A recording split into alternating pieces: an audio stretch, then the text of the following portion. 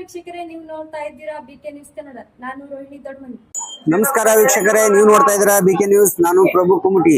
ಇವತ್ತು ನಾವು ಎಲ್ಲಿದ್ದೇವಪ್ಪ ಅಂತಂದ್ರೆ ಒಂದು ಕೇರಳ ರಾಜ್ಯದ ಒಂದು ಶಬರಿಮಲೆ ಅಯ್ಯಪ್ಪ ಸ್ವಾಮಿ ದೇವಸ್ಥಾನದಲ್ಲಿದ್ದೀವಿ.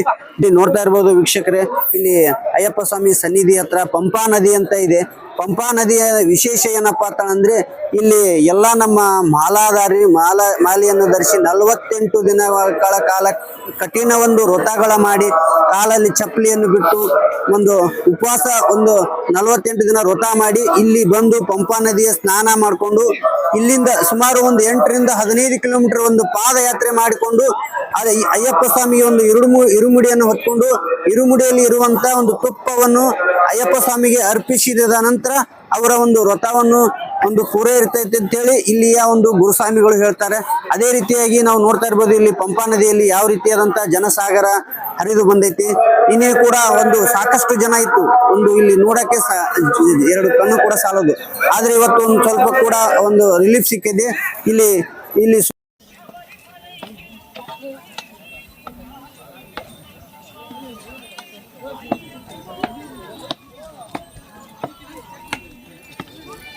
ಸ್ವಾಮಿ, ಈಗ ಎಲ್ಲಿಂದ ಬಂದಿರಿ? ಎಷ್ಟು ದಿವಸ ಆಯ್ತು? ನಾನು 4 ದಿವಸ ಆಯ್ತು ಸ್ವಾಮಿ. ಇಲ್ಲೇ ಕನ್ಯೆ ಮೇಲೆ ಗಣಪತಿ ಉಳ್ಕೊಂಡ್ ನಾಲ್ಕತ್ತ ಅವಾಗ 5 ವರ್ಷ ನಡ್ಕೊಂತ ಬಂದನಿ. ಈಗಿದೆ ಸಣ್ಣ ಪಾದ ಮಾಡ್ತೇನೆ ಕನ್ಯೆ ಮೇಲೆ ಗಣಪತಿಯಿಂದ. 3 ಹಾವೇರಿ ತಾಲೂಕು, ಹಾವೇರಿ ಜಿಲ್ಲಾನು ಹಾವೇರಿ. ಅಯ್ಯಪ್ಪ ಊರು ಹನುಮನಹಳ್ಳಿ. ನನ್ನ ಹೆಸರು ಹಾಲಪ್ಪ ಸ್ವಾಮಿ. ಎಷ್ಟು ವರ್ಷ ಆಯ್ತು ಸ್ವಾಮಿ ಮಾಲೆ ಹಾಕೊಳತ್ತೆ? ಅದ್ ಹೇಳ್ಬೇಕ, ನಾವು ಹೇಳಂಗಿಲ್ಲ, ಹೇಳ್ತಾನೆ. ಈಗ 40-41ನೇ ವರ್ಷ ಈಗ ಅಯ್ಯಪ್ಪ. ಇದೇ ಮಟ್ಟಿಗೆ ಇದು ಹಾಕೊಂಡೆ ನಡ್ಕೊಂಡು ಬರ್ತೀರಿ ಸ್ವಾಮಿ? ಇದ್ದಿದ್ದೆ ನಡ್ಕೊಂತ ಬರ್ತೇನೆ ಕನ್ಯೆ ಮೇಲೆ. ಅವಾಗ ಅಲ್ಲಿದ್ದ ಬಂದೇನಿ, ಈಗ ಬಂದಿಲ್ಲ. ಪ್ರತಿ ವರ್ಷನೂ ಹಂಗೆ ನಡ್ಕೊತ ಬರ್ತೀರಾ? ಕನ್ಯೆ ಮೇಲೆ ಗಣಪತಿಯಿಂದ ಪ್ರತಿ ವರ್ಷ ಇದೆ ಹಿಂಗೆ. ಸರಿ ಸರಿ. ಎಲ್ಲರಿಗೂ ಕೂಡ್ತೇನೆ ನಾನು ಅಯ್ಯಪ್ಪ. ಧರ್ಮನ್ ಸ್ವಾಮಿಗಳಿಗೆ ಭೇಟಿ ಹಾಕನಿಲ್ಲ ನಾನು. ಸರಿ ಸರಿ. ತಮ್ಮ ಹೆಸರು ಸ್ವಾಮೀಜಿ? ಹಾಲಪ್ಪ ಸ್ವಾಮಿ. ಹಾಲಪ್ಪ ಸ್ವಾಮಿ. ಈಗ ಇವತ್ತು ದರ್ಶನ ಮಾಡ್ತಾರೆ ಸ್ವಾಮಿ? ದರ್ಶನ ಮಾಡ್ತೇನೆ ಅಯ್ಯಪ್ಪ. ಎಲ್ಲ ಅಗ್ನಿ ಸ್ವಾಮಿಗಳೇ ಬಿಸ್ತಲ್ಲ ಪಾದನ. ಅಲ್ಲಿ ಅಗ್ನಿ ಕೊಂಡ ಮುಂದ ಪೊಲೀಸ್ ಸ್ವಾಮಿಗಳೇ ಬಿಸ್ತದ ಇವನ್ನ. ಮತ್ತೇನಿಲ್ಲ. ಅಲ್ಲಿ ಒಂದ್ 2 ದಿನ ಇದ್ದು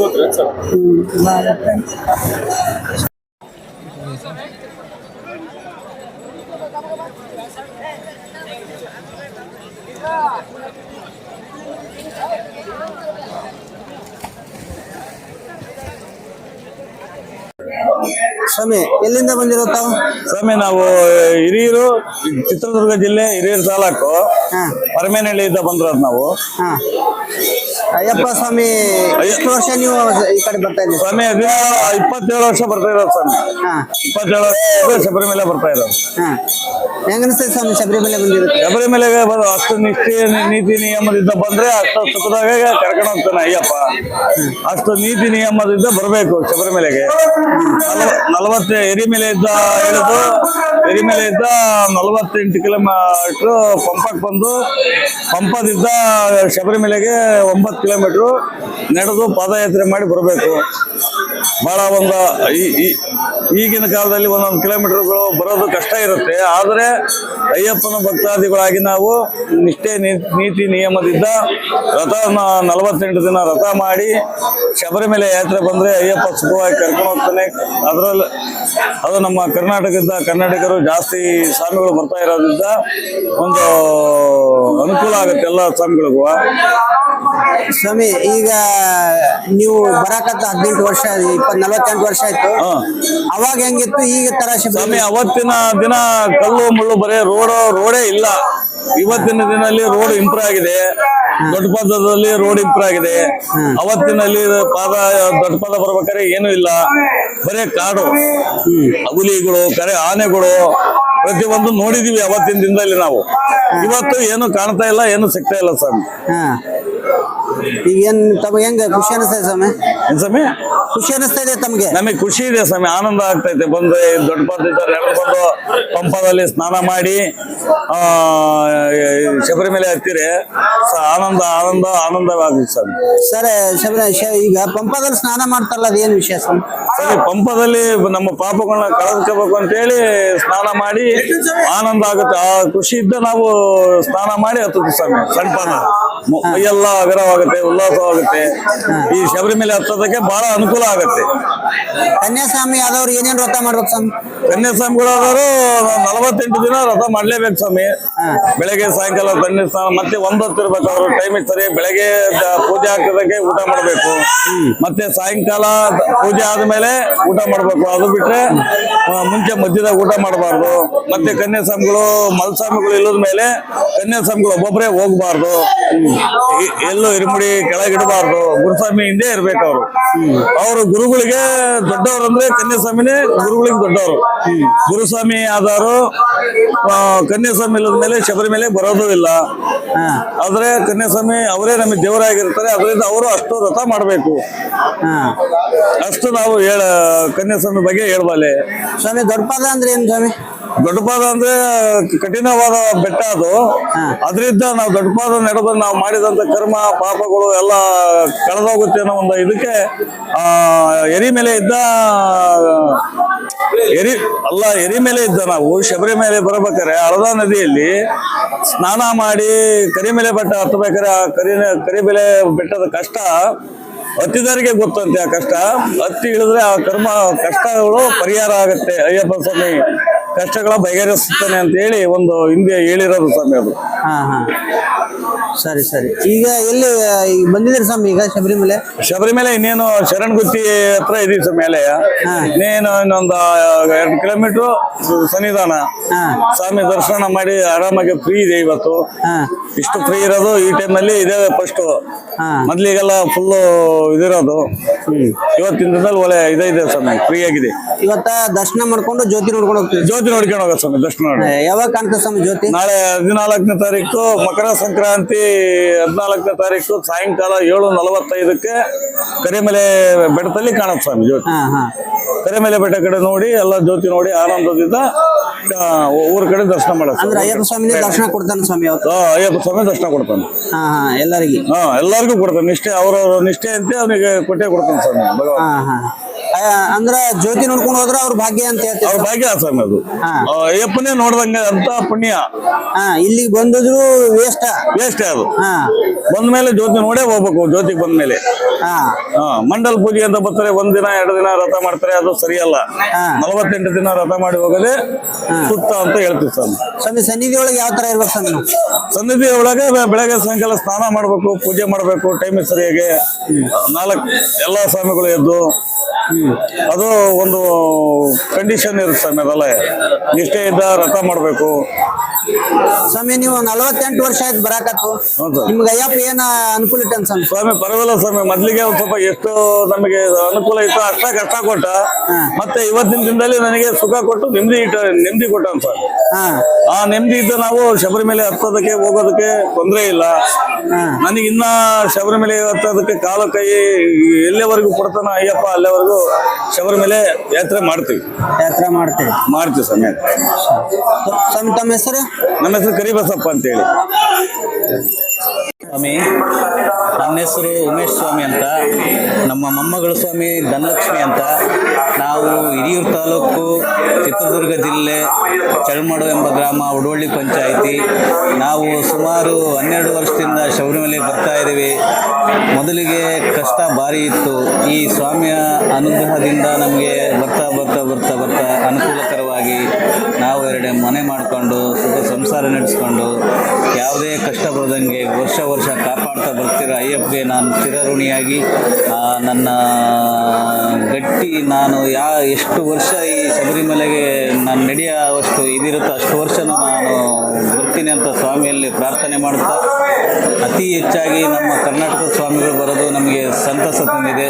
ಅದರಲ್ಲೂ ನಮ್ಮ ರಾಜ್ಯಕ್ಕೆ ಒಳ್ಳೆಯದಾಗಲಿ ಅಂತ ನಾನು ಬೇಡ್ತಾ, ಅಯ್ಯಪ್ಪನ ದರ್ಶನ ಎಲ್ಲ ಸುಖಕರವಾಗಿರಲಿ, ಬರುವ ಭಕ್ತಾದಿಗಳೆಲ್ಲ ಸಂತೋಷದಿಂದ ಸುಖಕರವಾಗಿ ಸಾಗಲಿ, ಆ ಅಯ್ಯಪ್ಪನ ದರ್ಶನ ಮಾಡ್ತಾ ಚೆನ್ನಾಗಿ ನಡೆಸ್ಕೊಂಡು ಹೋಗಲಿ ಅಂತಂದು ಪ್ರತಿಯೊಂದು ಜಿಲ್ಲೆಯಿಂದ ಬಂದಿರತಕ್ಕಂಥ ನಮ್ಮ ಕನ್ನಡಿಗರ ಸ್ವಾಮಿಗಳಿಗೆ ಸದಾ ಆ ಅಯ್ಯಪ್ಪನ ಆಶೀರ್ವಾದ ಇರಲಿ ಅಂತ ಬೇಡ್ತಾ ನನ್ನ ಈ ಸ್ವಾಮಿಯ ಮಾತನ್ನು ಮುಗಿಸ್ತೇನೆ. ಜೈ ಸ್ವಾಮಿ ಅಯ್ಯಪ್ಪ.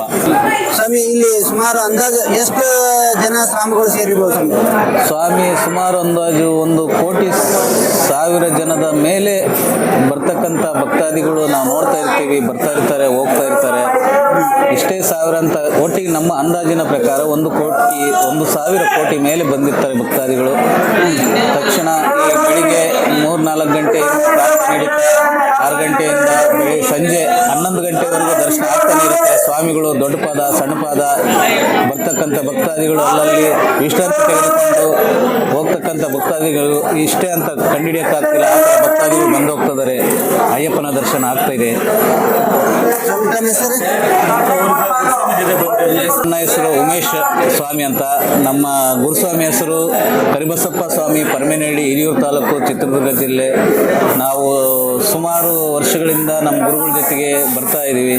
ನಮಗೆ ಗುರುಗಳ ಮಾರ್ಗದರ್ಶನದಿಂದ ಇಷ್ಟು ನಮ್ಗೆ ಒಳ್ಳೆಯದಾಗಿದೆ ಅಂತ ಹೇಳ್ತಾ ನನ್ನ ಶ್ರೀ ಅಯ್ಯಪ್ಪ ಸ್ವಾಮಿಗೆ ವಂದಿಸುತ್ತಾ ನನ್ನ ಮಾತು ಮುಗಿಸ್ತೇನೆ. ತಮಗೆ ಮಾಲೆ ಹಾಕೋಬೇಕಂತ ಹೆಂಗ ಅನ್ಸ್ತದೆ ಸ್ವಾಮಿ? ತಮಗೆ ಮಾಲೆ ಹಾಕೋಬೇಕಂತ ಯಾವ ರೀತಿ ಅನಿಸ್ತದೆ? ಬಾಲ್ಯ ಇಲ್ಲ, ನಮಗೆ ಕಡು ಬಡತನದ ಇದ್ದಾಗ ನಾನು ಅಯ್ಯಪ್ಪನ ನೋಡಬೇಕು ಅಂತ ಸುಮಾರು ವರ್ಷಗಳಿಂದ ನಮ್ಮ ತಂದೆ ತಾಯಿ ಇದ್ದಾಗಲಿಂದ ನಾನು ಹೋಗ್ಬೇಕು ಅಂದ್ಕೊಂಡಿದ್ದೆ. ನಮ್ಮ ತಂದೆ ತಾಯಿನ ಇಬ್ಬರನ್ನೂ ಕಳ್ಕೊಂಡ್ವಿ ಅಂತ ಪರಿಸ್ಥಿತಿಯಲ್ಲಿ ನಮಗೆ ಯಾರು ಹೇಳಿದರು, ನಮ್ಮ ಸ್ವಾಮಿಗಳು, ಸ್ವಾಮಿ ನೀನು ಒಂದು ಬಾರಿ ಶಬರಿಮಲೆಗೆ ಬರೋಕ್ಕಾಗುತ್ತಾ ಅಂತಂದು. ಸ್ವಾಮಿ ನನ್ನ ಕೈಲಿ ಬಡವ, ನಾನು ಬರೋಕ್ಕಾಗೋದಿಲ್ಲ, ಇಂಥ ಟೈಮಲ್ಲಿ ಅಷ್ಟು ಸಾವಿರ ಖರ್ಚಾಗುತ್ತೆ, ಇಷ್ಟು ಸಾವಿರ ಖರ್ಚು, ಚಾರ್ಜಿಗೆ ಸಮೇತ ದುಡ್ಡಿಲ್ಲ ಅನ್ನೋ ಟೈಮ್ನಾಗೆ ನಮ್ಮ ಮನೆಯಲ್ಲಿ ಏನೋ ನನ್ನ ಅಯ್ಯಪ್ಪನ ಅನುಗ್ರಹ ಗೊತ್ತಿಲ್ಲ, ಹಾಕಬೇಕು, ಏನು ಬಡತನ ಆದರೂ ಪರವಾಗಿಲ್ಲ, ಯಾರ ಜೊತೆಗೆ ನಡ್ಕೊಂಡೋದ್ರೂ ಪರವಾಗಿಲ್ಲ, ನನ್ನ ಅಯ್ಯಪ್ಪ ಕರ್ಕೊಂಡು ಹೋಗ್ತಾನೋ ಅನ್ನೋ ನಂಬಿಕೆ ಮೇಲೆ ಆಗ್ತದೆ ಸ್ವಾಮಿ. ಆ ನಂಬಿಕೆ ಇವತ್ತು ನಮಗೆ ಎಷ್ಟು ಕಡು ಬಡತನದಲ್ಲಿ ಇದ್ದಂಥ ನಂಬಿಕೆ ಇವತ್ತು ಆ ಕಡು ಬಡತನ ಇಲ್ಲ ಸ್ವಾಮಿ. ಆ ಅಯ್ಯಪ್ಪನ ಆಶೀರ್ವಾದ ಸದಾ ನಮ್ಮ ಮೇಲಿದೆ. ನಾವು ಸುಮಾರು ಆ ದೇವರನ್ನ ನಂಬಿ 10 ವರ್ಷ ರಾಜಕಾರಣದಲ್ಲಿ ಗ್ರಾಮ ಪಂಚಾಯತಿ ಚುನಾವಣೆಯಲ್ಲಿ ನಮ್ಮ ಮನೆಯವರು ಗೆದ್ದಿದ್ದಾರೆ, ನಾನು ಗೆದ್ದಿದ್ದೀನಿ ಸ್ವಾಮಿ. ಒಳ್ಳೆ ಅನುಕೂಲಕರವಾಗಿ ಮನೆ ಮಠ ಎಲ್ಲ ಚೆನ್ನಾಗಿದ್ದು ನಮ್ಮ ಅನುಕೂಲಕ್ಕೆ ತಕ್ಕಂತೆ ನಾವು ಇದೀವಿ ಅಂತ ಹೇಳ್ತೀನಿ ಸ್ವಾಮಿ. ಎಂತ ಧರ್ಮಿನಿ வந்திருக்கேன் சாமி, நான் 23 வருஷம் வந்திருக்கிறேன். நான் தமிழ்நாட்டுக்கு சேர்ந்தவன், ஆனா டெல்லியிலேயே செட்டில்டு. ஐயப்ப கோயில் 23 வருஷமா வரேன். எனக்கு நல்ல ஐயப்பன் மேல ஒரு பக்தி உண்டு. நல்ல இத்தனை வருஷமா நான் நல்லா ஐயப்பனை ரொம்ப வணங்குறேன். நல்லா எனக்கு ஒரு அருள் கிடைச்சிருக்குது ஐயப்பனால. சாமி, பம்பா நதி பேரை சொல்லுங்க. பம்பா நதி விசேஷம் சொல்லுங்க சாமி. சாமி, பம்பா நதி எங்க குருசாமி சொல்லி கொடுத்திருக்கிறாரு. பம்பா நதி நல்ல புண்ணிய நதி, கங்கா நதி சமானம். இது கங்கா நதியும் இதுன்னு ஒரே மாரி. அப்படி நமக்கு பாப்பெல்லாம் அதுல அது போகும் சாமி. அதனால கங்கா நதி சமானம் பம்பா நதி. ரொம்ப நல்லது. இதுல குளிச்சுட்டு நம்ம மலைக்கு ஏறலாம். ரொம்ப நல்லது சாமி. சபரிமலை ரொம்ப அருள் கிடைச்சிருக்குது ஐயப்பனால. சாமி சாமி, பம்பா நதிக்கு வச்சிருந்த சாமி. நாங்க டெல்லியில இருந்து இருக்கிறோம். நாங்க டெல்லியிலேயே செட்டில்டு, ஆனா தமிழ்நாட்டுக்கு சேர்ந்திருக்கிறோம். ஆனா டெல்லியிலேயே செட்டில். டெல்லியில இருந்து வருவோம். டெல்லியில இங்க வருவோம். எல்லா வருஷம் மலைக்கு வருவோம். எல்லா வருஷம் மலைக்கு இங்க பம்பா நதிக்கு ஸ்நானக்கரைக்கு இங்க வருவோம். பம்பா நதி ஸ்நானம் பண்ணிட்டு தான் எப்பயுமே ஏறணும் மலைக்கு. அதுதான் விசேஷம். போகும்போது ஊத்தி கூடாதுன்னு சொல்லுவாங்க. ஆனா பம்பா நதி பயணம் ஸ்டார்ட் பண்ணும்போது நீலிமலை ஏறதுக்கு முன்ன நம்ம நம்ம பம்பா நதியில குளிச்சுட்டு தான் ஏறணும். இதுதான் ஐதீகம். சாமி, பேர் என்ன? என் பேர் சுந்தரசாமி சாமி. சுந்தரசாமி. 23 வருஷமா வரேன். 23 வருஷம் இங்க பம்பா நதிக்கு வருவீங்க. சபரிமலை வரேன், பம்பா நதியில குளிச்சுட்டு பயணம் ஸ்டார்ட் பண்ணேன். சாமி சாமியே சரணம். வந்துருக்கிறேன். சாமியை அருள்வாக்கு கொடுத்து இங்க என்னை வர சொல்கிறாரு சாமி. நான் வந்திருக்கேன் சாமி. முதல்ல தடவை வந்தேன், நல்லா இருக்கு. ரொம்ப குளிச்சு ரொம்ப சந்தோஷமா இருக்கு. மலையாற போறோம் சாமி, சாமி பாக்குறதுக்கு. அடுத்த தடவை चैनल का नाम तो पूछेगा दाल भी தான் அங்க வர முடியும். சாமியை அருள்வாக்கு கொடுத்து நீங்க கூட்டு வந்திருக்கிறாரு. நான் வந்திருக்கிறேன். இந்த குருசாமி எல்லாம் சாமி சேர்ந்து நாங்க ஒரு 17 பேர் வந்திருக்கோம் சாமி. ரொம்ப நல்லா இருக்கு. இங்க வந்து ரொம்ப சந்தோஷமா இருக்கு. தம்பி வந்திருக்கிறான் பையனும். बीके न्यूज़ लो தம்பி எங்க வரும் சாமி? கூட்டு வந்திருக்க சாமி. பையன் என்னையே கூட்டு வந்த மாதிரி இருக்கு எனக்கு. சாமியா கூட வந்த மாதிரி இருக்கு. மணிகொண்டல மலைக்கு ஏறி அவரே வந்துருக்காரு. இங்க வரைக்கும் வந்து இப்ப குளிச்சுட்டு இருக்கிறார் சாமி. குருசாமி எங்க இருக்க சாமி? குருசாமி இப்ப பேசிட்டு இருந்தார் சாமி. அவரு இன்னொரு குருசாமி அங்க இருக்கிறாரு. 2-3 குருசாமி அங்க இருக்காரு. சாமி இங்க டெல்லி வண்டியில இருக்கா ட்ரெயினில் இங்க வர சாமி? ட்ரெயின்ல சாமி. ட்ரெயினில் இருந்து ட்ரெயின்ல வந்துருக்கு சாமி. ஆனா டெல்லியில் போய் செட் ஆயிடும். திடீர்னு இங்க வர சாமி. స్వామి అయ్యప్ప స్వామి సన్నిధి ఇంకా పాకరా ఏం చేస్తావు స్వామి? சாமி நல்லா இருக்கு. நல்லா இருக்கா? நல்லா மூணாவது நாள் மலை ஏறி ரொம்ப நல்லா இருக்கு. சந்தோஷமா இருக்கு. இந்த மலையை போய் சாமி பார்த்துட்டா எனக்கு சந்தோஷமா இருக்கு சார். மக்கள் நிறைய வராங்க. கல் பார்த்தா நேற்று ஒரு கொடி மக்களுக்கு மேல வந்திருப்பாங்க. ரொம்ப சந்தோஷமா இருக்கு சாமி. சாமி பார்க்க ரொம்ப சந்தோஷமா இருக்கு. இது நம்ம சாமி சாமி இங்க குருசாமி இங்க இருக்கு. குருசாமி அங்க இருக்காங்க. எங்க இருக்க சாமி? குருசாமி அங்க வெளியே இருக்காங்க. சாமி